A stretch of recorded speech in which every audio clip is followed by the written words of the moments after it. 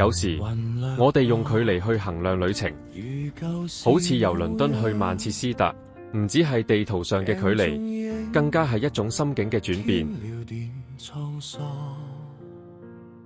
其實我哋一直追尋嘅唔係目的地嘅風景，而係嗰種曾經熟悉嘅自己。今日兩條軌跡交匯，一段跨越多年嘅友誼喺呢度靜靜地停低，歇一歇。慢慢走，才懂得珍惜眼前人，做想做嘅事，唔好等到失去先至後悔，活在當下先係智慧。人生冇永遠來日方長，與其擔心聽日，不如做好今日。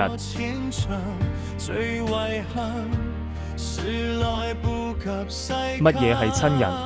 呢個世界上嘅親人只得一種，就係嗰個擔心你同埋心痛你嘅人。無論呢個人同你有冇血緣關係，佢都係你最親嘅人。其實真正嘅親人唔係靠血緣關係嚟決定，而係靠對待你嘅心嚟決定。其實人生好多嘢都留唔住，唯獨係友誼，就好似時光嘅截圖咁，無論幾時拎出嚟睇，都依然咁暖。所以我哋今日記住嘅唔單止係呢刻嘅風景，更係呢份難得嘅友誼。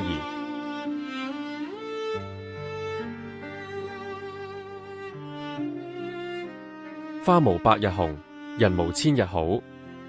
喺呢個花園，聽住微風，我哋唔需要刻意做啲咩，只要喺埋一齊，嗰種自在就係最難得嘅奢侈。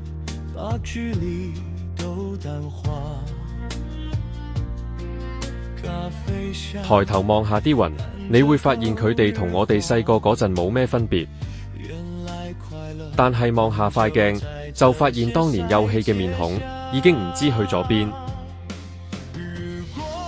以前嘅我哋幾咁心高氣傲，覺得世界好大，有心有力，以為一日可以飲盡人生所有精彩，完全冇諗過時光有一日會問我哋攞返啲利息。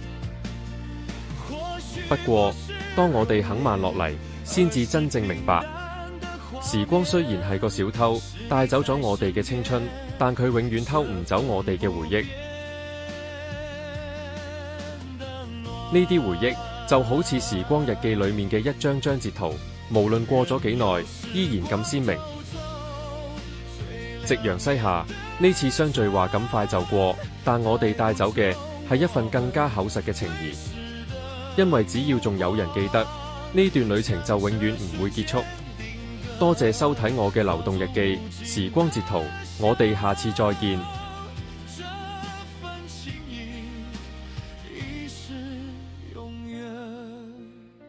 時光如畫，截圖流芳。